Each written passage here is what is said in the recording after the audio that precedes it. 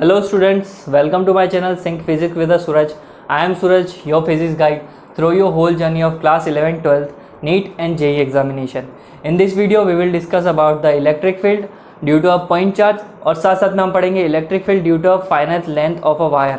ठीक है, दोनों ही डेरिवेशन आपके लिए बहुत ही इंपॉर्टेंट है और ये आपके डेरिवेशन आपको अगर क्लियर है कि चार्ज डिस्ट्रीब्यूशन क्या होता है और छोटे मोटे कॉन्सेप्ट क्लियर है कि what is a charge distribution, lambda क्या है, सिग्मा क्या है, हमारे पास में रो क्या है, तो आपके लिए ये डेरिवेशन बहुत ही सिंपल होगा और इलेक्ट्रिक फील्ड निकालना बहुत आसान हो जाएगा।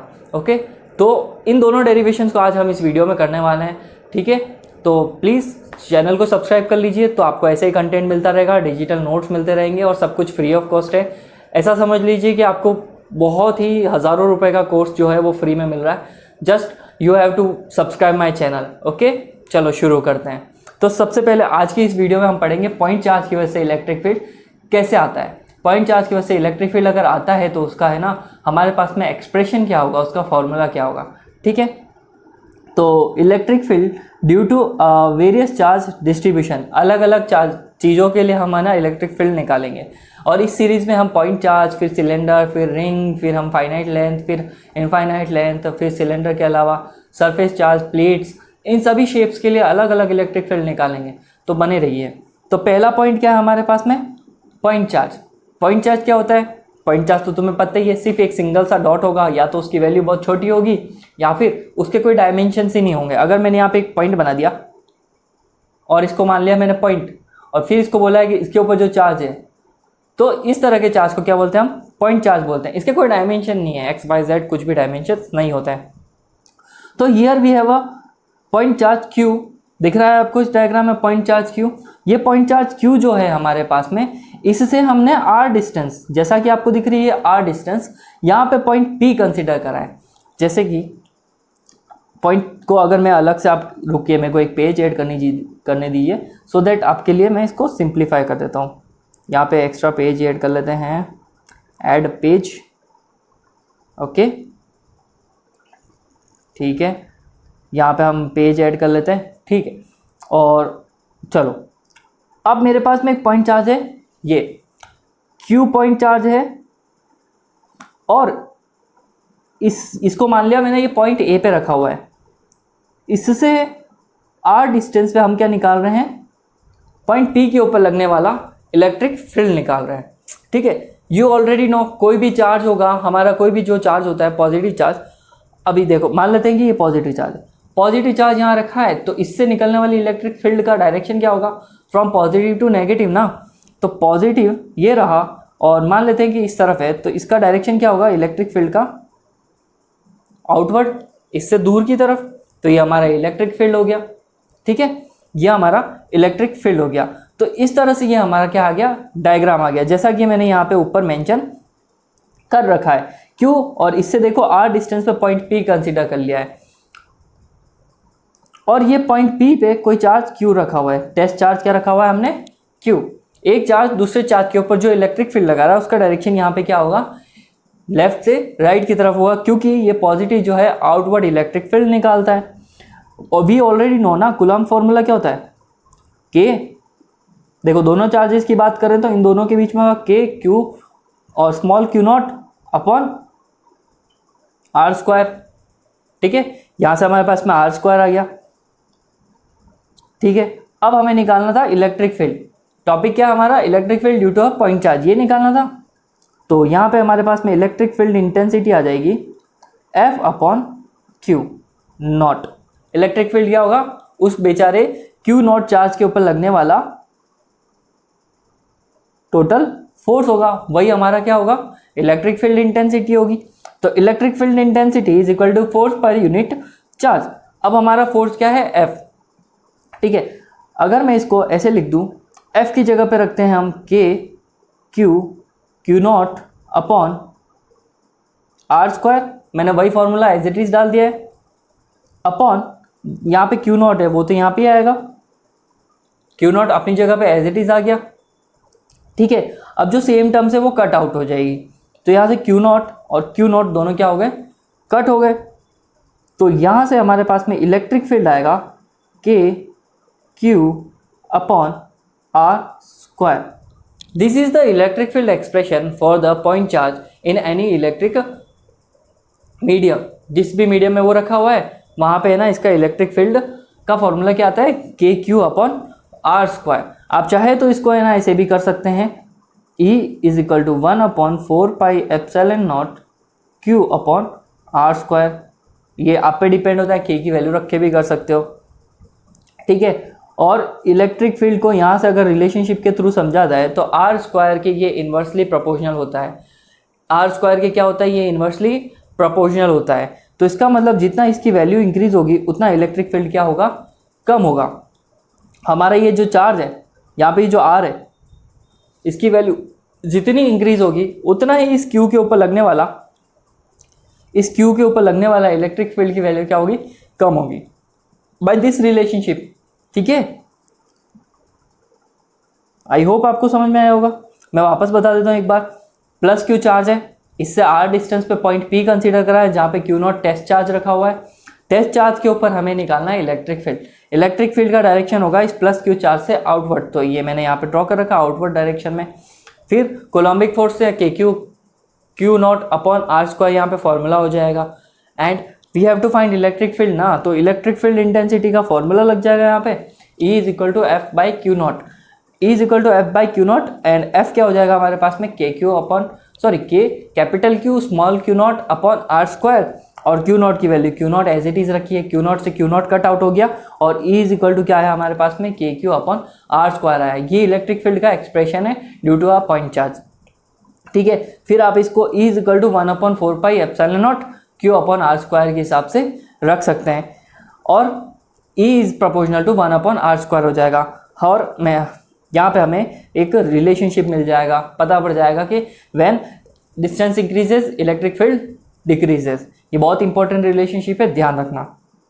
ठीक है, अगर मैं यहाँ पे ग्राफ को बनाना चाहूँ by the expression given above तो कुछ ऐसा बनेगा. इलेक्ट्रिक फील्ड लेते हैं हम वाई एक्सिस पे और हम डिस्टेंस को लेते हैं आर पे. तो जैसे जैसे आर की वैल्यू बढ़ती जाएगी वैसे वैसे हमारा इलेक्ट्रिक फील्ड की वैल्यू क्या होती जाएगी, गिरती जाएगी. एक टाइम पे आके ये क्या हो जाएगा, 0 हो जाएगा. ठीक है, इसका ग्राफ कुछ इस तरह से क्रिएट होगा. Okay, I hope you are getting this. ठीक है, आपको यहाँ तक समझ में आया. ये हमारे पास में क्या था, एक्सप्रेशन, जिसको मैंने यहाँ पे क्लियरली लिखा है. वैसे वो रफ वर्क था, मैंने यहाँ पे आपको है ना डिजिटली अच्छे तरीके से इनको लिख के सेटअप करके आपके लिए नोट्स क्रिएट कर रखे हैं इन अ वेक्टर फॉर्म. इसको वेक्टर फॉर्म में भी लिखा जा सकता है. वेक्टर फॉर्म में कैसे लिखोगे, इसको बस सिंपल सा है कि भाई यहाँ पे है ना पीछे आपको क्या शो करना है, आर कैप से शो करना है. R cap is a unit vector which shows the direction of a electric field in any medium. तो यहाँ पे ये आर कैप क्या शो कर रहा है, उसको डायरेक्शन को शो कर रहा है और इस तरह से हमने इसको वेक्टर फॉर्म में लिख दिया है. ठीक है, बट आर कैप की वैल्यू जो है मैं पहले बता दूं, ये वेक्टर इटसेल्फ अपॉन वेक्टर का मैग्नीट्यूड होता है. तो आर वेक्टर अपॉन आर इसकी वैल्यू आ सकती है. तो मैंने यहाँ पे ना इस वैल्यू को यहाँ पे रख दिया है. अगर मैं बात करूँ यहाँ पे रख दिया मैंने. ठीक है, तो यहाँ पे रखने के बाद में क्या हो जाएगा, ये आर वेक्टर अपॉन आर हो गया. और डिनोमिनेटर में अगर ढंग से देखा जाए तो आर स्क्वायर और आर वेक्टर नॉर्मल सा आर है, तो इनका मल्टीप्लिकेशन क्या हो जाएगा, आर क्यूब, जैसा कि आपको इस फॉर्मूला में दिख रहा है. तो we have a two formula ना, E is equal to Q upon 4πε0 r square and second one we have the formula of a formula in the vector form which is equal to 1/4π q upon r cube. फिर r vector भी लग जाएगा. ठीक है, और आप चाहे तो के रख सकते हैं, सीधा सा सिंपल सा.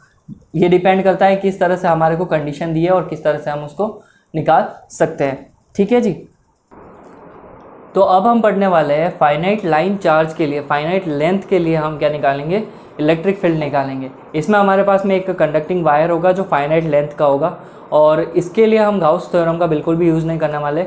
Without Gauss theorem we will find the electric field on a finite length of a conducting wire. Okay, तो चलिए शुरू करते हैं. ठीक है, तो by the line charge we mean that the charge is the distributed along the one dimensional curve on a line. ठीक है, लाइन चार्ज का मतलब क्या होता है कि कोई भी चार्ज अगर एक लाइन के ऊपर या फिर एक लेंथ के ऊपर एक ही डायमेंशन में डिस्ट्रीब्यूटेड होता है तो उससे हम क्या बोलते हैं, लाइन चार्ज। तो वो लाइन चार्ज अगर फाइनाइट वायर के ऊपर है तो उसके लिए इलेक्ट्रिक फील्ड कैसा होगा, ठीक है। मैंने यहाँ पे इसके लिए एक डायग्राम बना के रखा है, थोड़ा सा आगे हम उसको स्टेप बाय स्टेप क्रिएट करेंगे। तो suppose we have a finite length A B of a wire, conducting wire है, और कंडक्टिंग वायर की लेंथ कितनी है, ए बी। और मैंने इस ए बी लेंथ से रेफरेंस पॉइंट आर से पॉइंट पी के ऊपर इलेक्ट्रिक फील्ड फाइंड करना है हमको, ठीक है। इस आर से हमको क्या फाइंड करना है, पी तक इलेक्ट्रिक फील्ड फाइंड करना है। और हमारे पास में वायर की लेंथ क्या है, ए बी। और देखो हमारे पास में हमने एक एलिमेंट को कंसीडर कर रखा है x डिस्टेंस पर, यहाँ से x डिस्टेंस पर छोटा सा एलिमेंट कंसीडर कर रखा है जिसका नाम क्या है, dx। इस dx एलिमेंट का मतलब होता है इस पूरे वायर में से छोटा सा पोर्शन हमने कंसीडर करा है dx। ये dx इस रेफरेंस लाइन, हमारी रेफरेंस लाइन कौन सी है, x एक्सिस वाली है रेफरेंस लाइन। तो इस x एक्सिस वाली रेफरेंस लाइन r के साथ में ये कितना एंगल बना रहा है, थीटा एंगल बना रहा है, जो आपको ये ब्लू कलर का थीटा एंगल दिख रहा है, ठीक है। और इस रेफरेंस लाइन से पॉइंट ए कितना एंगल बना रहा है, थीटा 1। और इस रेफरेंस लाइन से पॉइंट बी कितना एंगल बना रहा है, थीटा 2 एंगल क्रिएट कर रहा है, ठीक है। अब हम इस एलिमेंट के लिए इलेक्ट्रिक फील्ड को निकालेंगे। इस एलिमेंट के लिए इलेक्ट्रिक फील्ड निकालने के साथ ही हम इसका अगर इंटीग्रेशन कर लेंगे तो हमें इस पूरी वायर के लिए क्या आ जाएगा, इलेक्ट्रिक फील्ड का एक्सप्रेशन आ जाएगा, ठीक है। तो चलिए शुरू करते हैं। तो सबसे पहले तुम्हें पता है कि linear charge distribution lambda is equal to Q upon L होता है। अब अगर हम इस एलिमेंट के लिए निकाल रहे हैं तो इसकी लेंथ क्या हो जाएगी, lambda is equal to Q upon D X. ये हमारे पास में क्या आ गया, लैम्डा। और लैम्डा को हम उधर ही रखते हैं और डी एक्स को क्रॉस मल्टीप्लाई करते हैं तो हमको मिलेगा लैम्डा डी एक्स। ये हमारे पास में चार्ज आ गया, ठीक है। ध्यान रखना कि ये जो चार्ज है हमारे पास में, charge is a point charge on D x. चूंकि आपने ना डी एक्स एलिमेंट लिया और डी एक्स एलिमेंट काफ़ी छोटा है ना, तो उस पूरे चार्ज को हम क्या कर सकते हैं, पॉइंट चार्ज कंसिडर कर सकते हैं, क्योंकि उसकी वैल्यू वैसे ही नेग्लेक्टेड छोटी सी है। तो point charge on D X उसको हमने निकाल दिया है, Q is equal to lambda D X, ठीक है। और अब देखो यहाँ पे हमारे पास में पॉइंट चार्ज आ गया। पॉइंट चार्ज आने के बाद में हमको इलेक्ट्रिक फील्ड निकालना है by the D x element. तो यहाँ पे इलेक्ट्रिक फील्ड जो है उसका डायरेक्शन कुछ यहाँ पे इस तरह से होगा, डी का डायरेक्शन क्या होगा, इसी डायरेक्शन में होगा। डी एक्स एलिमेंट का डायरेक्शन भी इसी डायरेक्शन में, दैट्स वाई डी कहाँ होगा, इस तरफ से। तो अब डी के लिए एंगल निकालना है हमें, तो ये एंगल क्या हो जाएगा हमारे साथ में, थीटा। हमारे पास में क्या हो जाएंगे, ये एंगल हो जाएंगे और दोनों क्या हो जाएंगे, अपोजिट एंगल्स हो जाएंगे। तो थीटा और थीटा दोनों क्या हो गए, इक्वल हो गए। क्रॉस एंगल है, जब भी लाइनें क्रॉस करती है तो अपोजिट एंगल्स आर इक्वल। सो यहाँ पे थीटा और थीटा क्या हो गए, इक्वल हो गए। Now we have a 2 components of a theta. Theta के 2 कंपोनेंट निकालने ही पड़ेंगे आपको, क्योंकि आप देखो डी को इस तरह से तो नहीं निकाल सकते, इसके 2 कंपोनेंट निकालने पड़ेंगे, एक तो एक्स एक्सिस में, एक वाई एक्सिस में निकालना पड़ेगा। क्यों, D E cos theta x axis में इसलिए निकालना पड़ेगा क्योंकि हमारे पास में डी ई इस डायरेक्शन में प्रॉपर नहीं है, वाई में भी प्रॉपर नहीं है, तो हम इसके कंपोनेंट से ही काम चलाएंगे। तो डी ई साइन थीटा हो जाएगा, यहाँ पे डी ई कॉस थीटा हो गया और डी ई साइन थीटा हो गया हमारे पास में। तो ये 2 कंपोनेंट्स हो गए। इन दोनों कंपोनेंट्स का 1 बाय 1 करके अगर हम एक्सप्रेशन निकाल देते हैं तो इन एक्सप्रेशन की वजह से हम इलेक्ट्रिक फील्ड को फाइंड कर सकते हैं इजीली, ठीक है। चलिए शुरू करते हैं। As you know that point charge on D X is Q D X हो जाएगा। तो डी ई क्या हो जाएगा, electric field is equal to Q upon are square. अब सोचने वाली बात है कि आर क्या है, तो R is the distance between any 2 points जहाँ पे हमको इलेक्ट्रिक फील्ड फाइंड करना होता है। तो डी एक्स से लेकर पॉइंट पी के बीच की डिस्टेंस क्या है, वो है ही नहीं हमारे पास में। बट अगर ढंग से देखा जाए तो इट इज़ अ हाइपरटेनियस। क्या है वो, एक हाइपरटेनियस है।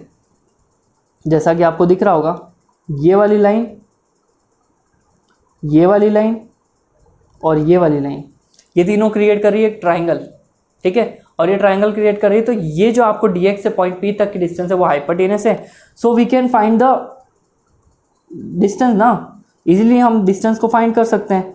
तो डिस्टेंस यहाँ पे हो जाएगी hypotenuse is equal to base का स्क्वायर, बेस हो जाएगा एक्स स्क्वायर, और हमारा परपेंडिकुलर का स्क्वायर, ये परपेंडिकुलर स्क्वायर हो गया। ठीक है, तो परपेंडिकुलर हो गया तो हम यहाँ से रख सकते हैं इसकी जगह पे R square plus X square. तो हमारे पास में क्या आ गया, डी ई की वैल्यू आ गई हमारे पास में। नाउ अब डी ई के दोनों एलिमेंट्स बता दिए in x direction. D E x की वैल्यू क्या है, d E cos theta. Y direction में क्या है, d E y equal to d E sine theta. ये दो एलिमेंट्स आ गए हमारे पास में। वन बाय वन करके अगर हम इनका इंटीग्रेशन कर लेते हैं तो हमें क्या मिल जाएगा, टोटल इलेक्ट्रिक फील्ड मिल जाएगा। तो फर्स्ट हम निकाल रहे हैं एक्स डायरेक्शन के लिए। तो एक्स डायरेक्शन के एलिमेंट का इंटीग्रेशन करेंगे तो D E x is equal to integration D E cos theta. ठीक है, डी ई कॉस थीटा करेंगे हम। तो लिमिट भी पुट करनी पड़ेगी, कहाँ से कहाँ तक है। तो बी पॉइंट नेगेटिव वाई से लेकर ए पॉइंट पॉजिटिव वाई तक हमारे पास में ये रेफरेंसेस है। और यहाँ पे चेंज क्या हो रहा है, एंगल चेंज हो रहा है। तो यहाँ पे एंगल्स बन जाएंगे थीटा 2 से लेकर थीटा 1 तक। तो हमारी लिमिट्स हो जाएगी थीटा 2 से लेकर थीटा 1 तक। But theta 2 is in the negative Y direction, तो यहाँ लग जाएगा माइनस थीटा 2 से लेकर थीटा 1 तक। ठीक है, तो इस तरह से इसकी लिमिट्स लग जाएगी। तो चलिए आगे करते हैं इसका इंटीग्रेशन। तो इंटीग्रेशन फाइंड करेंगे डी एक्स, सॉरी इसका इंटीग्रेशन तो हमारे पास में ऑलरेडी होगा ई एक्स। तो यहाँ पे वैल्यू रखते जाओ K Q upon are square plus X square, फिर आ जाएगा कॉस थीटा माइनस थीटा 2 से लेकर थीटा 1 तक हमारे पास में लिमिट्स आ जाएगी। क्यू की वैल्यू अगर तुम पुट करोगे तो ये वापस आ जाएगा माइनस थीटा 2 से लेकर थीटा 1 तक। के क्यू की वैल्यू होती है lambda D X upon are square plus X square, ये आ जाएगा हमारे पास में कॉस थीटा। तो ये हमारे पास में यहाँ आया है। अभी हमें वन बाय वन करके इनकी वैल्यू रखनी है। लेमडा की वैल्यू, डी एक्स की value, R square X square. तो अभी हमें सबकी वैल्यू ध्यान में रखनी है। पहली बात तो लेमडा इज़ अ कांस्टेंट। अगर ये चार्ज लाइन चार्ज फाइनाइट है और फिक्स है तो इसका मतलब इसके ऊपर लगने वाला सारा चार्ज क्या है, यूनिफॉर्म डिस्ट्रीब्यूट है, और सब कुछ क्या है यहाँ पे फिक्स्ड है। तो जो वैल्यूज फिक्स्ड है उनको बाहर निकाल दिया जाएगा। के is fixed, lambda is fixed, और इंटीग्रेशन थीटा 2 टू थीटा 1। अब तुम्हारे पास में डी एक्स और एक्स की वैल्यू नहीं है तो डायग्राम में ढंग से देखो। इस डायग्राम में अगर मैं टेन थीटा निकालूं, tan theta equal to perpendicular upon base. ठीक है, परपेंडिकुलर क्या है हमारे पास में एक्स, बेस क्या है हमारे पास में आर। ठीक है, तो यहां से हमारे पास में आ जाएगा x is equal to R tan theta. X की वैल्यू आ गई R tan theta by the tan theta. तो हमारे पास में x की वैल्यू क्या आ गई, आर टेन थीटा। इसका डिफ्रेंशिएशन कर दो। इसका डिफ्रेंशिएशन करोगे तो D X is equal to R sec square theta D theta. Trigonometry में जाओ और इंटीग्रेशन और कैलकुलेशन में जाओ तो आपको एक फॉर्मूला मिलेगा, टेन स्क्वायर थीटा का इंटीग्रेशन जो डिफ्रेंशिएशन जो होता है वो sec square theta D theta होता है। तो वो फॉर्मूला के अकॉर्डिंग मैंने यहाँ पे इसका डिफ्रेंशिएशन करा। तो चलो रखते हैं यहाँ पे। तो डी एक्स की जगह पे आ जाएगा, पहली बात तो के और लेमडा तो हमने बाहर निकाल दिया है। डी एक्स की जगह पे आ जाएगा R sec square theta D theta upon are square. X की जगह पे क्या आएगा, R square tan square theta, और ये आ गया हमारे पास में कॉस थीटा। ठीक है, यहाँ तक समझ में आया होगा। तो मैं एक फॉर्मूला बता देता हूँ, sec square theta which is equal to 1 plus tan square theta. ठीक है, ये ट्रिग्नोमेट्री का एक फॉर्मूला है, बेसिक सा फॉर्मूला। के लेमडा माइनस थीटा 2 से थीटा 1 तक चल रहा है। आर, ये टर्म्स तो कैंसिल आउट हो जाएगी। अभी बताता हूँ कैसे कैंसिल आउट होगी। Sec square theta D theta, यहाँ से आर स्क्वायर कॉमन आ जाएगा, 1 प्लस टेन स्क्वायर थीटा, ठीक है, और ये आ गया हमारे पास में कॉस थीटा। तो जो टर्म्स कैंसिल आउट हो जाएगी वो ये टर्म है और ये टर्म है, ये दोनों cancel out, because sec square theta 1 + tan square theta के बराबर होता है, तो कैंसिल आउट हो गई। तो यहाँ से आपके पास में आएगा, और देखो यहाँ पे एक और टर्म कैंसिल आउट हो रही है, आर से आर स्क्वायर भी कट हो गया, ठीक है, तो आर से आर स्क्वायर भी कट हो गया, तो कांस्टेंट वैल्यूज आ गई वापस बाहर। इंटीग्रेशन माइनस θ2 से लेकर θ1 तक हो रहा है। यहाँ बचा है हमारे पास में cos थीटा और d थीटा, ठीक है। cos थीटा का इंटीग्रेशन जो होता है हमारे पास में k λ/r, इसका इंटीग्रेशन होगा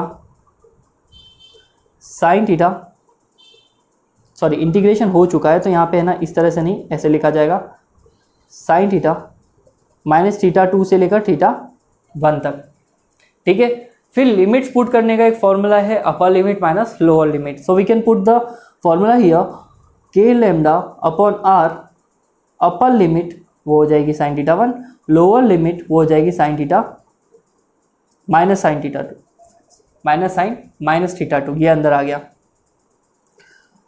k λ/r sin θ1 plus sin θ2, ये आपके पास में आ गया।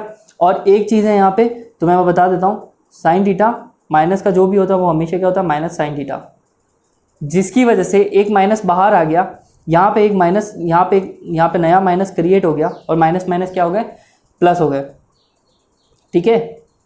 तो इस तरह से हमारे पास में क्या था, ये फॉर्मूला आया है। तो इस तरह से अगर देखा जाए तो dx ex = k λ/r sin θ1 plus sin θ2, तो ये हमारा फाइनल फॉर्मूला है। This is the final expression for the electric field due to a finite wire which is conducting, okay. तो हमारा ये फॉर्मूला है, किस में आया, बट एक्स एक्सिस में आया। अभी हम निकालेंगे वाई एक्सिस में, ठीक है। वाई एक्सिस में निकालना बहुत ईजी है। अगर मैं बात करूँ डी ई वाई, और यहाँ पे आएगा डी ई साइन थीटा, ठीक है, यहाँ लिमिट लग जाएगी, यहाँ पे भी लिमिट लग जाएगी, θ2 से लेकर θ1 तक आ जाएगा। बाकी के सारे एक्सप्रेशन सब कुछ सेम होगा, डी ई की जगह पे वही KQ/r² एक्स स्क्वायर आएगा, फिर एक्स स्क्वायर की वैल्यू रखोगे तुम, 1 + tan स्क्वायर को सेक स्क्वायर से कट करोगे, ये सारा प्रोसेस वहीं पे फॉलो होगा। इतने प्रोसेस फॉलो होने के बाद में तुम्हें एक चीज़ मिलेगी, मैं उसी चीज़ पे सीधा आ जाता हूँ। सेम प्रोसेस, सिमिलर प्रोसेसेस है, तो यहाँ पे तुम्हें मिलेगा माइनस θ2 से, सॉरी यहाँ पे तुम्हें मिलेगा k λ/r θ2 से लेकर θ1 तक, बस cos थीटा की जगह पे यहाँ पे क्या आ जाएगा, sin थीटा आ जाएगा, d थीटा हो जाएगा ये, ठीक है। तो यहाँ पे आएगा EY, इसका इंटीग्रेशन हो जाएगा k λ/r cos theta minus cos theta, integration of sin theta होता है माइनस cos थीटा, तो हमने वो वैल्यू डाल दी, θ2 से θ1 तक हमारे पास में वैल्यू आ गई। इसका इंटीग्रेशन करेंगे, सॉरी इसका वैल्यू रखेंगे upper limit minus lower limit, तो which is equal to minus cos θ1 minus lower limit वाला माइनस, फिर यहाँ पे आएगा cos थीटा,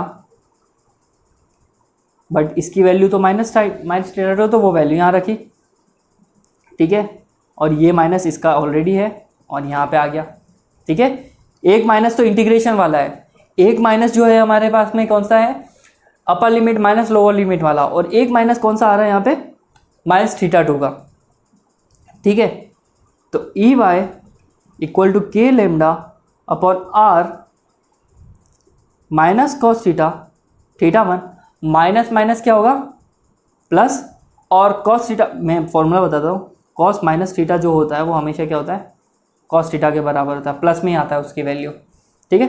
तो यहाँ पे माइनस माइनस हो गया और ये हो जाएगा cos θ2, ठीक है। तो EY अगर मैं इसको एडजस्ट कर लूँ तो ये कुछ इस तरह से फॉर्मूला हो जाएगा, cos θ2 माइनस cos θ1। तो we have another formula which is the expression for the electric field in a Y direction, ठीक है। एक्स एक्सिस में आ गया हमारे पास में Ex = k λ/r sin θ1 plus sin θ2, और इसमें आ जाएगा EY k λ/r cos θ2 minus cos θ1, ठीक है। आई होप आपको ये पूरा डेरिवेशन समझ में आया होगा, और अगर नहीं आया है तो आप मुझसे कमेंट सेक्शन में जाके कुछ भी पूछ सकते हैं। आपको इससे रिलेटेड कोई भी डाउट्स हो तो मुझसे पूछ सकते हैं, ठीक है। और ये तो मैंने वैसे एक्चुअली रफ वर्क किया है यहाँ पे इतना सारा, ठीक है। आपको वैसे भी फेयर नोट्स प्रोवाइड हो जाएंगे। ये देखो मैंने आपके लिए फेयर और प्रोवाइड नोट कर रखे हैं, कलरफुल नोट्स हैं, आप देख सकते हैं इनको कैसे मैंने लिखा है, हर एक लाइन डिटेल में दी हुई है यहाँ पे, ठीक है। ये देखो सब कुछ क्लियर है यहाँ पे, ठीक है। नो नीड टू वरी कि सर आप नोट्स कैसे प्रोवाइड करेंगे, तो यहाँ पे ठीक है। ये हमारे पास में दो फॉर्मूला आ गए, K lambda upon R sine theta 1 plus sine theta 2, and electric field Y axis में आ गया है K lambda upon R cos theta 2 minus cos theta 1, ठीक है। ये तो था फॉर्मूला की बात। अगर इनमें कंडीशन को डाल दिया जाए, कंडीशन जैसे कि अभी अगर मैं बात करूँ, ये मेरा फाइनाइट वायर है, इससे हमने आर डिस्टेंस तक हमने क्या निकाला था, इलेक्ट्रिक फील्ड निकाला था। कंडीशन दो हो सकती है, फर्स्ट ये आर डिस्टेंस बहुत ज़्यादा क्लोज हो, मतलब आर बहुत ही ज़्यादा क्लोज हो, कह सकते हो बहुत ज़्यादा क्लोज होने का मतलब ये वायर बहुत ही इनफाइनाइट है, इतना लंबा वायर है कि आर डिस्टेंस उसके सामने क्या हो गई, बहुत छोटी हो गई। तो कह सकते हैं ना कि तुम खुद सोचो, एक बिल्डिंग है, उसकी हाइट अगर थोड़ी सी है तो तुम यहाँ से यूँ एंगल को देख सकते हो, बिल्डिंग की हाइट थोड़ी और इंक्रीज करो तो और ऊपर एंगल और बढ़ता जा रहा है, बिल्डिंग और ऊपर देखते जाओ और ऊपर, तो जैसे जैसे उसकी लेंथ इंक्रीज होती जा रही है तुम्हारा एंगल इंक्रीज होता है कि नहीं होता है। सिमिलरली यहाँ पे भी क्या होगा, आर डिस्टेंस के साथ में जो हमने थीटा एंगल बनाया था, यहाँ पे थीटा एंगल बनाया है, ये थीटा 1 और थीटा 2, जैसे जैसे इंक्रीज होता जाएगा थीटा 1 और थीटा 2 भी इंक्रीज होता जाएगा। तो एक टाइम ऐसा आएगा जब हमारा थीटा 1 और थीटा 2 दोनों इतने स्ट्रेट हो जाएंगे कि हम उसको 90 डिग्री कंसिडर कर लेंगे। वो कंडीशन होती है इनफाइनाइट लेंथ की, ठीक है। If the wire has a infinite length then the angle is so close to the wire, angle कुछ ज़्यादा ही क्लोज हो जाएगा और आप ज़्यादा ही ऊपर देखने लग जाओगे तो वो 90 डिग्री हो जाएगा। तो थीटा 1 और थीटा 2 क्या हो जाएंगे, 90 डिग्री। वैल्यू डालो फॉर्मूला में तो ई एक्स की वैल्यू तो जाएगी साइन थीटा 1 और साइन थीटा 2, तो साइन की वैल्यू तो 90 होती है, तो देखो 1 और 1 कितने हो गया, 2, तो 2 हो जाएगा। ये हमारे पास में फॉर्मूला आ गया, ई x is equal to 2 K lambda upon are. आप चाहो तो इसको और मॉडिफाई कर सकते हो, के की वैल्यू रख दो 1/4 पाई epsilon not 2 K lambda upon are, ये रखी, 2 से ये 4 कट जाएगा, तो E x is equal to lambda upon 2 pi epsilon naught r. आप ऐसे भी यूज़ कर सकते हो, वैसे भी यूज़ कर सकते हो, जैसा चाहें आपके ऊपर है। फिर इलेक्ट्रिक फील्ड का फॉर्मूला है, देखा तुम्हें कॉस के फॉर्म में वाई एक्सिस में, तो थीटा और थीटा की वैल्यू होगी 90, कॉस 90 की वैल्यू होती है 0, तो इलेक्ट्रिक फील्ड पूरा ही टर्म क्या हो जाएगा हमारे पास में, 0 हो जाएगा। वाई डायरेक्शन में हमारे उस केस में जब वायर इनफाइनाइट हो तो कोई भी इलेक्ट्रिक फील्ड नहीं आता है, बट एक्स एक्सिस में हमारा इलेक्ट्रिक फील्ड आता है, कितना आता है, 2 K lambda upon R. Semi infinite, semi infinite क्या होता है भाई साहब, सेमी इनफाइनाइट का मतलब होता है कि एक तरफ से इनफाइनाइट लेंथ दे दो, दूसरी तरफ से फिक्स कर दो, या फिर इधर से इनफाइनाइट दे दो, इधर से फिक्स कर दो, तो इस तरह के वायर को हम सेमी इनफाइनाइट वायर बोलते हैं। तो सेमी इनफाइनाइट वायर पर एक पॉइंट तो हो जाएगा बहुत ज़्यादा ऊपर तक, एक एंगल 90, और एक फिक्स है, तो एक फिक्स है तो इसका मतलब 0 डिग्री, ठीक है। तो यहाँ पे थीटा 1 दे रखा है 0 डिग्री, दूसरा एंगल दिया है 90 डिग्री। आप अगर इनमें वैल्यू रखो, देखो मैंने यहाँ पे रखा है थीटा 1 90, थीटा 90, फिर इधर भी थीटा 2 की वैल्यू 90, थीटा 1 की वैल्यू 0, इन दोनों को जब मैंने यहाँ पे रखा है तो देखो साइन 0 की वैल्यू होती है 1, सॉरी साइन 0 की वैल्यू होती है 0, साइन 90 की वैल्यू क्या होती है 1, तो 0 + 1 कितना हुआ 1, और तो फॉर्मूला आ गया ये। इधर क्या आ जाएगा, इस cos 90 की वैल्यू होती है 0, इसकी वैल्यू होती है 1, और माइनस का साइन लग रहा तो ये हो जाएगा -1, तो -1 आ गया, तो इसकी वैल्यू हो जाएगी E Y is equal to -k lambda upon R. तो ये अपने पास में क्या था, ई वाई और ई एक्स की वैल्यू थी सेमी इनफाइनाइट के लिए, ऊपर थी ई वाई और ई एक्स की वैल्यू फाइनाइट के लिए, ठीक है। ग्राफ तो सामने ही पता पड़ रहा होगा तुम्हें, E इज इक्वल टू के लेमडा अपॉन आर, ठीक है। ये अपने पास में क्या था, इलेक्ट्रिक फील्ड था, किस केस में, सेमी इनफाइनाइट के लिए, ठीक है। और इसका ग्राफ आ जाएगा, इन सभी फॉर्मूला से एक चीज़ पता पड़ रही, E is equal to 1/r। तो जितना आर इंक्रीज हो रहा है उतना हमारा क्या इंक्रीज हो रहा है, डिक्रीज हो रहा है, इलेक्ट्रिक फील्ड डिक्रीज हो रहा है। तो ये कुछ इस तरह से इलेक्ट्रिक फील्ड था, ठीक है। आई होप आपको ये समझ में आया होगा। तो नेक्स्ट अभी अपने पास में आ रहे हैं डिफरेंट काइंड्स ऑफ वायर, जिसको हमने क्या किया है, वायर को पकड़ के यूँ बैंड कर दिया है। तो बैंड करने की वजह से उस होता क्या है, उसमें अलग अलग इलेक्ट्रिक फील्ड्स क्रिएट होते हैं। तो अभी वन बाय वन करके हम उनको देख लेते हैं। Some more results of a line charge, if a line charge के डिफरेंट काइंड्स ऑफ रिजल्ट्स है। अगर रॉड सीधी है ठीक है, रॉड को बैंड कर दिया है तो क्या होगा, रॉड को अगर कर्व बना दिया तो क्या होगा, रॉड अगर हाफ है 3/4 है तो उससे इलेक्ट्रिक फील्ड कैसे क्रिएट होगा, क्या जनरेट होगा। Okay, so if a thin rod having a charge density lambda is band in the following shapes, अलग अलग शेप में उसको फोल्ड करते हैं तो उससे क्या होगा।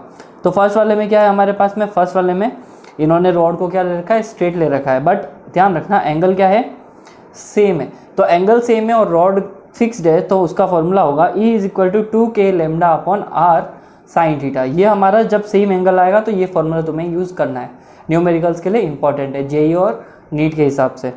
फिर वायर है, वायर को हमने ऐसे एक उल्टे यू शेप में अगर कट करा है, यू में भी ये एज कर्व है, तो ऐसा समझ लो कि ये आधा स्क्वायर है। तो आधे स्क्वायर शेप में अगर मैंने इसको कट किया है तो वहाँ पे इलेक्ट्रिक फील्ड क्या आ जाएगा, E2k lambda R, sorry E2k lambda upon R cos theta. यहाँ पे ध्यान रखने वाली बात ये है कि पॉइंट P से है ना, इलेक्ट्रिक फील्ड का डायरेक्शन क्या हो रहा है, डाउनवर्ड डायरेक्शन में जा रहा है। हर एक का डायरेक्शन भी ध्यान में रखना है साथ साथ में आपको, ठीक है। फिर अगले वाले में क्या हो रहा है, अगले वाले में हमने इसको क्वार्टर कर दिया है। अगर एक सर्कल होता, सर्कल का 1/4 हिस्सा लिया जाए तो ये उस तरह का कुछ शेप है वायर से, और यहाँ पे इसके बीच में बनने वाले एंगल्स क्या 45 एंड 45 है। इलेक्ट्रिक फील्ड का डायरेक्शन कुछ इस तरह से डाउनवर्ड है और ये इलेक्ट्रिक फील्ड का डायरेक्शन, तो ठीक है। इसका फॉर्मूला आपको ध्यान में रखना है, E is equal to √k lambda upon R। और फोर्थ पॉइंट में हमारे पास में अगर वायर को हम बैंड इस तरह से करें कि वो, हम उस तरह से बैंड करें कि वो सेमी सर्कल क्रिएट करे, तो सेमी सर्कल के लिए क्या होगा इलेक्ट्रिक फील्ड का formula, E is equal to 2k lambda upon R। यहाँ पे इलेक्ट्रिक फील्ड का डायरेक्शन डाउनवर्ड है यहाँ पे, ठीक है, ध्यान रखना। अब वो जो मैंने कहा था 1/4 हिस्सा कट करा है, तो उस 1/4 का बचा हुआ 3/4 हिस्सा अगर हम बात करें, जैसे ये पूरा एक वायर है उसको हमने क्या कर रखा है, 3/4 हिस्से में कट कर रखा है, तो उसके लिए भी सेम इलेक्ट्रिक फील्ड ही आएगा, E is equal to √2k lambda upon R, जिस तरह से 1/4 के हिस्से के लिए आया था। सेमी सर्कल के लिए अंडर रूट हट जाएगा, यहाँ पे क्या आ जाएगा 2 आ जाएगा नॉर्मली।